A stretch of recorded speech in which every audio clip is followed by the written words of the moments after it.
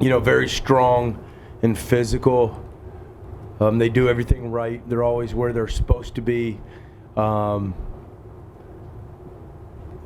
which is, football seems to be changing. Everybody's moving around and doing all kinds of crazy stuff where, they still just, very similar to Michigan State. They know who they are. Their system has been together for a long time. Their coaching staff, and they are who they are. They don't try to hide it, and they're just going to line up and try to do things better than you do, and then hit you really, really hard, tackle well, prevent big plays, and make you earn everything that you get. So like Michigan State, is that the coverage stuff and stuff up front? Is that Yeah, how Michigan State was just they were a four-man front. Utah's a little bit more multiple. They will, get into a 50 defense a little bit, but their coverages are, they've just been doing the same thing over and over and over again for so many years, and they're really good at it, and there's no reason for them to change. We're at the halfway point. Offense has had a lot of moving parts early on. Yes. But where do you think you guys are right now, and where do you think you made those progress? Yeah, I think we're in a good spot, especially with the offensive line being together. We still have our deficiencies, and we know what those deficiencies are so that we can plan ahead for them. So that has made it a little bit easier on us, and it helps us with our game plan as you kind of know what to do now. I think where we've made the biggest strides is in the run game. I think Jaden is getting very comfortable reading and the zones and all of that stuff in the run game. So I'm pleased where we're at with that. I think he's done a really remarkable job of having to change a little bit in the pass game each week because we have to piece things together because of our pass protection right now, and eventually it'll get to where we want it to get. Once we get these youngsters grown up and taught and all that stuff, and they get a little bit bigger and stronger and more confidence, and and that'll come some this year, but it'll come more so in the future. But we've had to piece together our passing game a little bit more than what we would want to do every week, and every week is like a new kind of game plan in our passing game. And his ability to handle that as a young kid at this point in time is extraordinary. Coach, do you feel, to piggyback off that, he's getting each week more comfortable and just kind of used to your play calling, like seeing Yes. where you want to go, and just kind of each Yes. week, even though you're saying you're the passing game together, but he's kind of getting in sync with you play calling wise?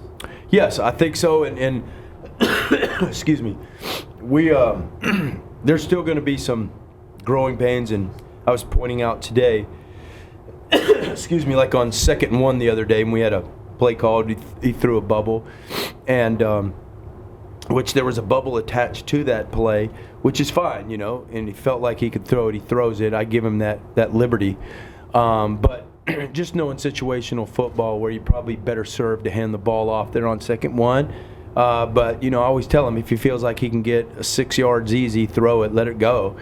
And he felt like he could. So, but we had a talk after that, and he kind of like, yeah, I understand, and maybe you guys take the little bit more conservative approach in some situations and situations in the game. But there's one thing that is just is I trust him. Like feels so good in a 2-minute drill, and this is where we have a really good relationship, is I trust that he's not going to throw a bad interception or anything like that. I really do. And so I feel like I can call anything in our offense, in a 2-minute situation, and just let it go, and he's done, as we all know, he's done a really good job of that. I made a reference to the running back down yesterday. Running back down. Oh, yes. Lack of, right. But where do you see that in terms of an issue right now? I guess as long as he knows something, but is there a chance that you could work Flowers in there at all, or do you need to Not, yeah, you do have to be careful you're not wearing Eno out. And that's why we've gotten Kyle Williams some reps there. I was kind of hoping to get Kyle some reps in it running back the other day, but he banged his ankle up on a play. And so, but AJ thought he practiced really well today, so he's improving, and so we feel good about getting him in the game. But as long as Eno is okay and healthy, then I feel like we can. It's not a concern with me about the depth because we did move Kyle Williams over there for a period of time and let him learn everything, so he could play running back.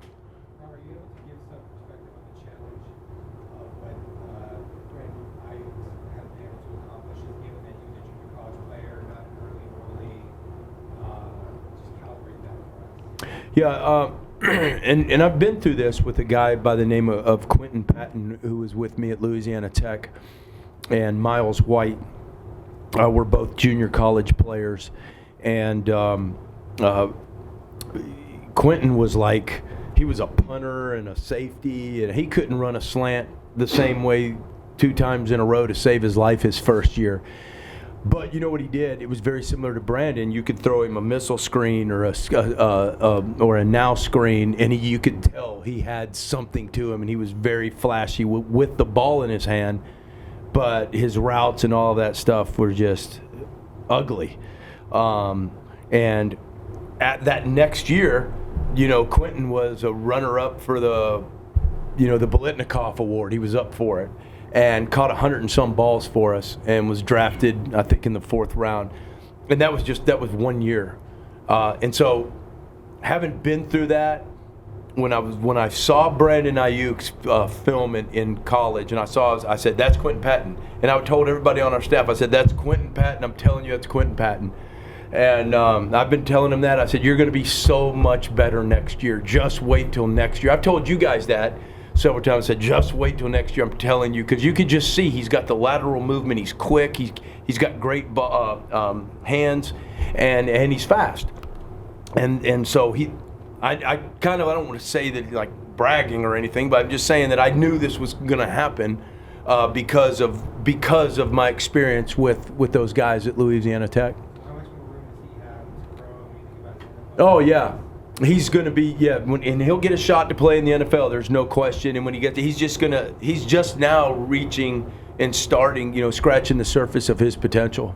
Absolutely. What was your approach on the final drive schematically? Was it the plan to check down every time? Thinking that Washington State had that covered? Yeah, no, those are all designed, and those are the design of the scheme. And his eyes it's usually a here to here, down to the back, here, down to the back, here, down to the back. And so in the summer, we try to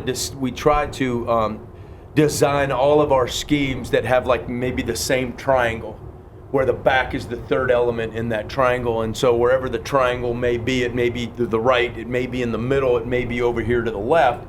That clock in his mind always is going down to the back, down to the back. And so that's that's already in the design of all of our plays, our pass game. Now going into this game against Utah, obviously you guys probably expected it to be a very physical matchup. And last year, ASU dominated the line of scrimmage, but now coming into this matchup on the road and having that shuffling on the O-line earlier in the season, just how do you expect to match up physically? Yeah, we're a little bit physically behind where we were last year with the young guys, because no matter how many times you look at it, like Quinn Bailey and Casey, those guys were 4 years in a college weight room. And when you're really, really strong, you're really, really confident that a guy can't run you over on a bull rush. But when you're like, look like me or whatever, or some people in this room, is that if somebody come flying at you, you're gonna you may flinch and you may get yourself in a really bad body position so that you could take that on, because that's just natural. Your body's saying, you're fixing to get run over, buddy, so you better brace for it. The stronger you are, the better positioning you're in, the more confident you're in, and you're able to stay in the good technique football position. And that's why older guys don't get beat as much as young guys, because they're confident and they stay in their stance. They stay in the proper position that their coach told them to, instead of freak out when they see a speed rusher or a bull rusher coming like young guys do. So, and that's where we're at with some of these guys, okay? So you have to overcome that with scheme, pass pros, different types of pass pros and all that stuff. So I'm not able to just call the pass plays this year. You can't just, like last year I would say, let's run play A or play B, play C. Now it's like, hey, let's run play A, but this, and you have to like make up for the deficiencies with the protection or chip blocking, or put another guy over there, put the tight end over there, or do something like that.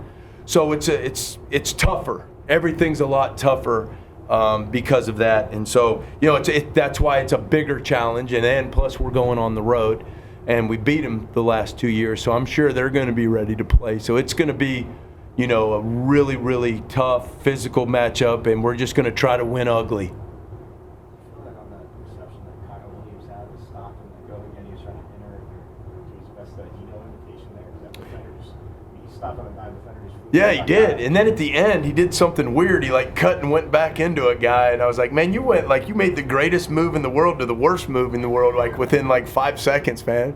But no, he is a tremendous player. He's a really good space player. And I need to constantly remind myself of that. We need to get the ball to that guy in space, because he really can. He's been doing it for 3 years now. Have you seen any ways where Mike has helped Jay? Oh, heck yeah. Mike does a really good job of just talking to him, about his experiences and things like that. Some of the drills that, and I let Mike just run the quarterback individual drills, and we do it together, and I'll let him lead it, because I want him to get experience coaching, because that's what you do with graduate assistants. They need to coach to be better coaches so that they can go on and move on. And he does a tremendous job. And the more that he does, the more I trust him, the more I give him. And he does a great job with him, and especially with his feet in the pocket. And he has a lot of drills. He's been several places, in the NFL, and he's been with Phillip Rivers and learning some things from him and the drills that they did and all of that stuff, and he's brought here, and I've learned a lot of stuff from it too. It's been really good. No, he's been a tremendous help.